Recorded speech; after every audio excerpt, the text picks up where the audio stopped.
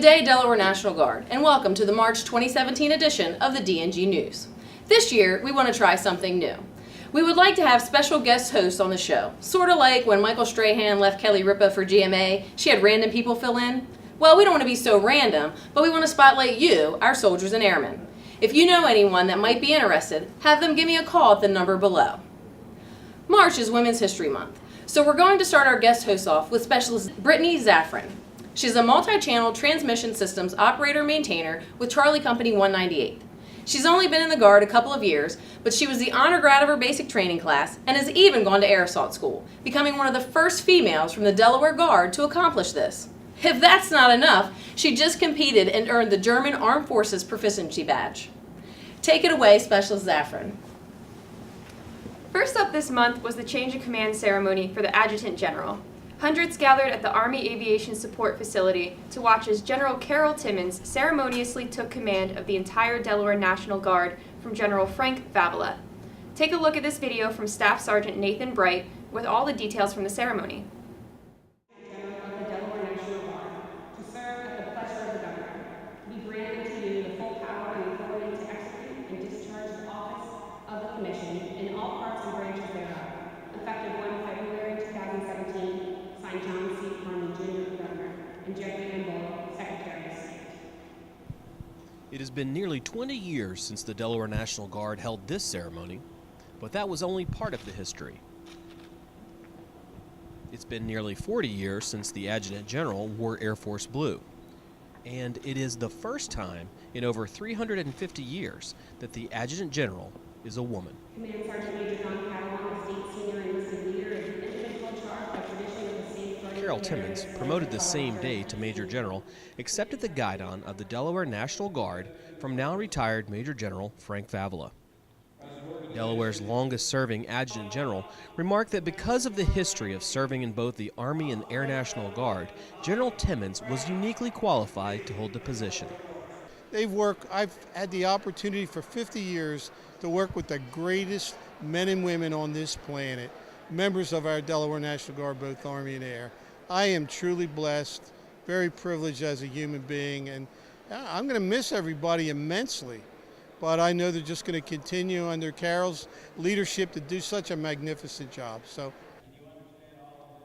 General Joseph Lingell, the chief of the National Guard Bureau, spoke about the never-before-seen challenges General Favola had faced as leader of the Delaware National Guard and as a Guard leader on the national stage. It was the end of an era as Favola received a final salute, saw his colors rolled up and retired, and gave his final remarks. But a new era dawned as Timmons received her second star, unfurled her colors, and was given the oath of office by new Commander-in-Chief John Carney. I further swear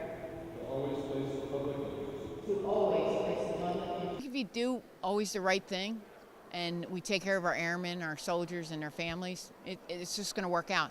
The airmen and the soldiers are the ones who execute the mission. So that's our job as leadership, is really to focus on them, get them ready for the mission, and take care of their families. So I think that'll work. Thanks, Staff Sergeant Bright. Because this was such a monumental event for our Delaware National Guard, it's only fitting that our state partner country, the Republic of Trinidad and Tobago, attend.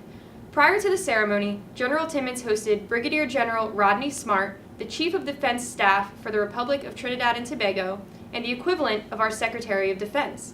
It was the first meeting of these two newly appointed leaders. They renewed their commitment to the state partnership program and discussed plans for their future engagements. Before General Timmons could take the helm of the entire Delaware National Guard, she had to pass on the responsibilities of the Assistant Adjutant General Air. On Saturday of the UTA, General Timmons passed the colors and responsibility of the Air National Guard troops to Colonel Dave Walker. Walker is a 1989 graduate of the United States Naval Academy and joined the Air National Guard after 7 years naval service. Since he has held various positions with the National Security Agency, U.S. Cyber Command, and commanded the 166th Network Warfare Squadron. His previous assignment was as Vice Commander of the 166th Airlift Wing. Congratulations and good luck, Colonel Walker. As if these two major ceremonies weren't enough, all of the soldiers and airmen were keeping busy. Hundreds braved the weather to participate in the annual Chambers Cup marksmanship match. While most of the units across the state were represented in the competition, the trophy went to the 262 Component Repair Company. General Chambers even came out of retirement to attend the event and present the winning team with the trophy. Take a look at this video from Sergeant Paul Thorson of the 101st Public Affairs Detachment. I'm Sergeant Paul Thorson with the 101st Pad, and this is the 2017 Chambers Cup. The Chambers Cup is a fire team match that requires each team to run each course of fire and engage their targets in the fastest combined time possible.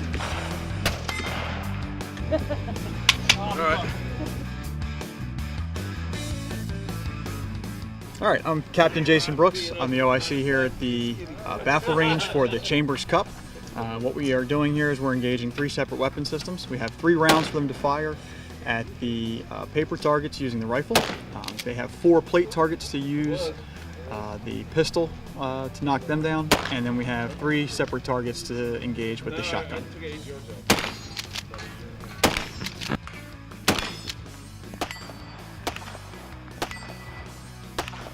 The 101st took a moment to speak with General Chambers about any advice that he has to new shooters in the competition.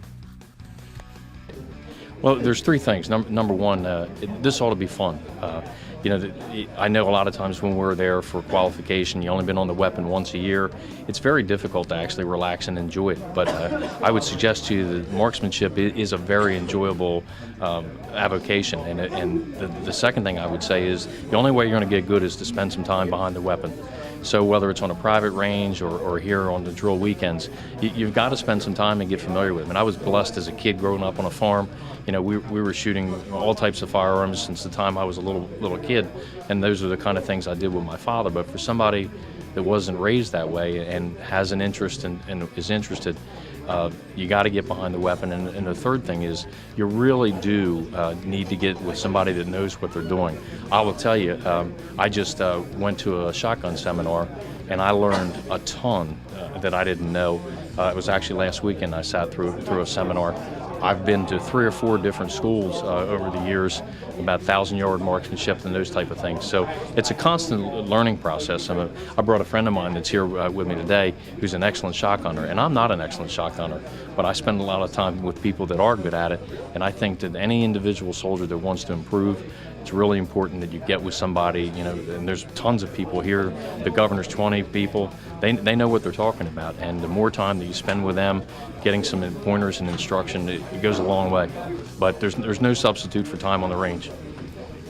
The 153rd MP Company took 3rd place, while the 262nd Component Repair Company took 1st and 2nd place.